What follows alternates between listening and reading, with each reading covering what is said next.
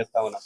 14 నుంచి 19 వరకు 12,000 కోట్ల రూపాయలు మేము ఖర్చు పెట్టడం జరిగింది. ఏదైతే 2014 నుంచి 19 వరకు 12,000 కోట్ల రూపాయలు మేమందరం కూడా మా యొక్క ఆ రోజు ఉన్నటువంటి చంద్రబాబు నాయుడు గారు ఖర్చు పెట్టడం జరిగింది.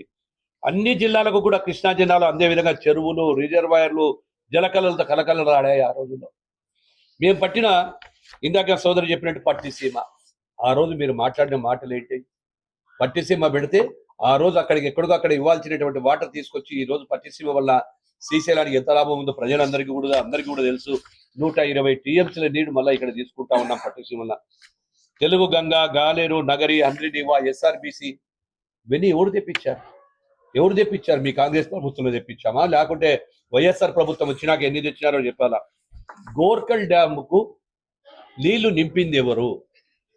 గత దశాబ్దాల కాలం నుంచి కూడా అది నిర్వీర్యమైపోతే మా ప్రభుత్వం వచ్చిన తర్వాత ఏదైతే బ్యాక్ వాటర్ అంతా కూడా తీసుకొని అక్కడ మిగిలిన పనులన్నీ కూడా తీసేస్తే అక్కడ వాళ్ళ నాయన జిఎన్ఎస్ఎస్ లో కూడా పనులు మొదలుపెట్టి కేవలం మట్టి పనుల కమిషన్ల కోసం ఆ డబ్బులే కోట్ల రూపాయలు సంపాదించింది ఈరోజు సాక్షిపత్రిక.